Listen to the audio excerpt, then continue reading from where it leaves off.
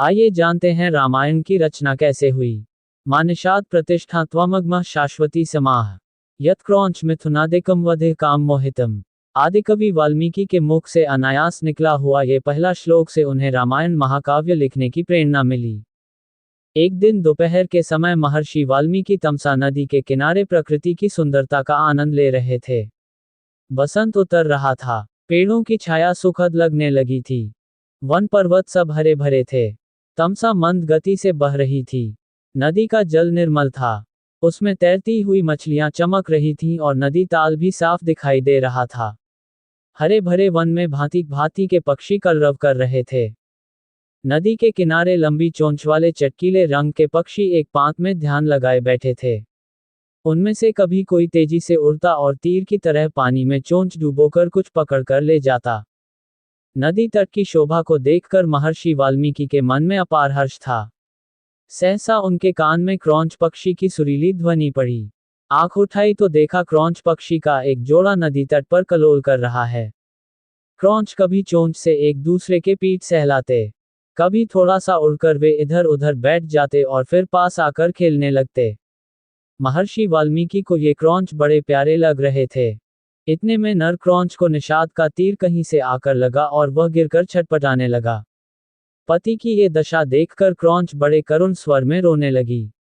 क्रौंच मिथुन की ये दशा देखकर ऋषि का हृदय करुणा से भर गया। वे शोक सागर में डूब गए। उनके हृदय की करुणा एक श्लोक में फूट पड़ी।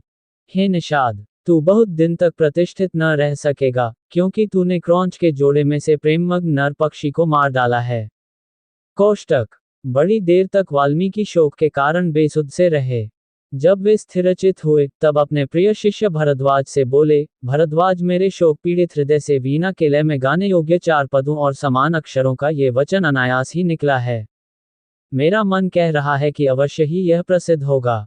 भरद्वाज ने ये श्लोक कंठाग्र कर लिया और गुरु को सुनाया। इसे सुनकर वाल्मीकि बड़े प्रसन्न हुए। उन्होंने स्नान किया और वल्कल वस्त्र पहनकर शिष्य के साथ वे अपने आश्रम को चल दिए। मार्ग में भी वाल्मीकि निषाद गुनगुनाते चले जाते थे। उनका ध्यान श्लोक के अर्थ पर गया। अर्थबोध से उनको बड़ा दुख हुआ। वे सोचने लगे कि मैंने व्यर्थ ही निषाद को इतना कठोर शाप दे दिया। इसी चिंता में मग्न वे चले जा रहे थे कि उनको नारद जी की वाणी याद पड़ी।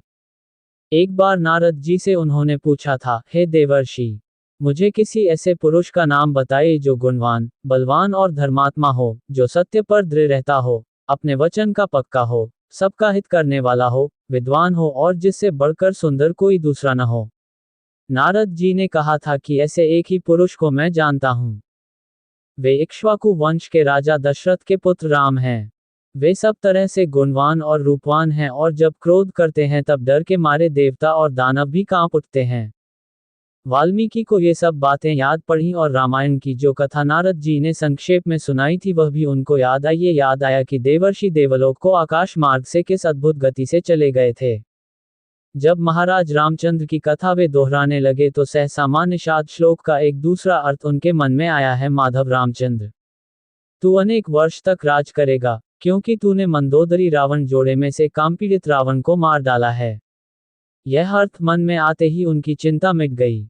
परंतु मां निषाद श्लोक उनके मन से नहीं निकला। वे उसे प्रायः गुनगुनाते रहे। एक दिन वाल्मीकि जब ध्यान में बैठे हुए मां निषाद गुनगुना रहे थे, सृष्टि के रचयिता ब्रह्मा जी ने उनको दर्शन दिए। ब्रह्मा जी बोले, ऋषिवर, मेरी ही इच्छा से यह वाणी अनायास आपके मुंह से निकली है और श्लोक के रूप में इसलिए निकली है कि आप अनुष्टुप छंदा में महाराज रामचंद्र के संपूर्ण चरित्र का वर्णन कीजिए।